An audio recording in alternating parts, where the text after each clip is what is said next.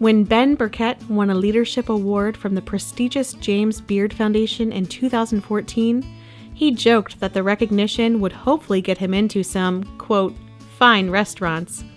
Not to eat, though, to sell. A fourth-generation farmer, Ben still grows produce on family land in southern Mississippi. One of his long-standing customers is the New Orleans chef and restaurateur Donald Link. But Ben's legacy isn't just heirloom vegetables. It's decades of advocacy, activism, and cooperative development, all in service of Black farmers in the rural South. After graduating from Alcorn State College in 1972 with a bachelor's degree in agriculture, Ben returned home, just as the last of his peers were leaving Mississippi for cities like Chicago, Philadelphia, and New York. They were among the more than 6 million African Americans who fled the rural South during the Great Migration in search of a better life. Ben wanted to join them, but his father got sick, and his mother asked him to stay home, just to help harvest that season's cotton, cucumbers, corn, and beans. It turned out Ben had a knack for farming and for turning a profit. Still, he soon became keenly aware that Black farmers in rural Mississippi were at a huge disadvantage. When Ben realized local distributors were artificially depressing crop prices for produce sold by Black farmers, he took the first step toward forming what would later become the Indian Springs Farmers Association. He and a few fellow farmers pooled their money to purchase 2 old 10-wheelers. If they couldn't get a fair price in Mississippi, they would get one in Chicago. During that first trip, they sold close to 1,000 watermelons.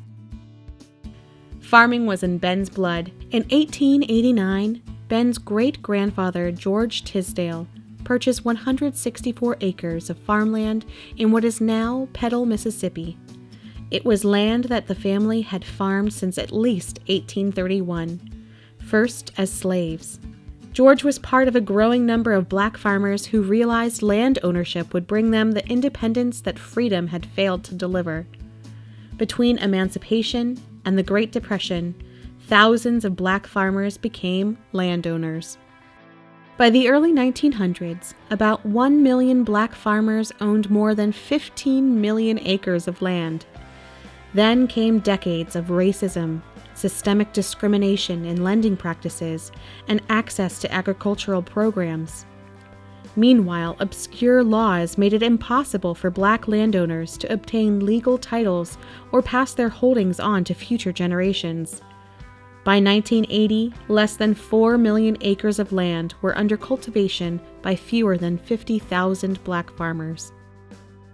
In 1971, a group of activists created the Emergency Land Fund, a nonprofit dedicated to preserve and expand Black land ownership and help Black farmers navigate issues like heirs property. Ben came on board in 1978 with an expanded mandate: not just save Black land, but develop it. His expertise in cooperative development, crop diversification, soil conservation, and sales and marketing made his agricultural trainings invaluable. When the ELF merged with the Federation of Southern Cooperatives in 1985, Ben shifted his focus to advocacy.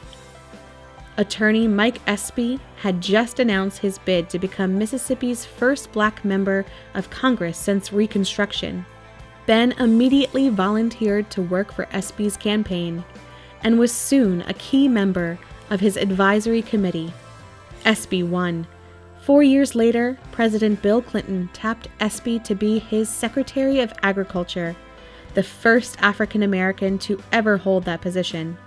In turn, Espy appointed Ben to the U.S. Department of Agriculture's Farm Service Agency Committee for Mississippi, where he was influential in shaping farm policy oversight and federal agricultural benefits. He helped draft legislation that enabled more minority farmers to qualify for USDA farm assistance. Ben ended his 8-year term as chair of the FSA State Committee for the state of Mississippi.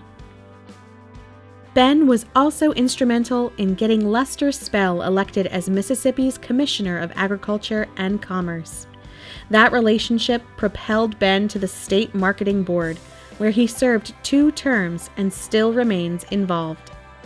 At the same time, Ben continued to develop new markets for Black farmers. In 1995, he became a founding vendor and member of the Crescent City Farmers Market in New Orleans. 10 years later, the Federation and its member co-ops were able to marshal support for Gulf farmers in the wake of Hurricane Katrina. Ben identified the neediest communities and coordinated relief efforts. He also made sure that Crescent City Farmers Market resumed operation as soon as safely allowed so that people in New Orleans could access fresh, healthy food. As people worked to rebuild their lives, they increasingly turned to cooperation as a model for success. Ben's role with the Federation has grown over the years. He now serves as the state coordinator of the Mississippi Association of Cooperatives, the local arm of the Federation. In this role, he oversees and supports some 25 agricultural co-ops, credit unions, and associate members in Mississippi. Under his leadership, the association provides cooperative development training, feasibility studies, business planning services, and marketing consultations to its members. Ben's activism and expertise make him a sought-after speaker, trainer, and author. He helped compile the book Letters to a Young Farmer on Food, Farming, and Our Future. His opinion pieces for the Institute for Policy Studies helped shape the 2012 Farm Bill. He is a member and past president of the National Family Farm Coalition and serves on La Via Campesina's Food Sovereignty Commission. In his personal time, Ben enjoys teaching the next generation of agricultural leaders. He has participated in more than 30 international trips to exchange ideas with indigenous farmers and share his knowledge of small-scale agriculture and the power of cooperation. Closer to home, Ben enjoys spending time with his daughter Darnella and granddaughter Denver. Tonight, we honor Ben Burkett's visionary leadership, his tireless advocacy, and his heroic activism with induction into the Cooperative Hall of Fame.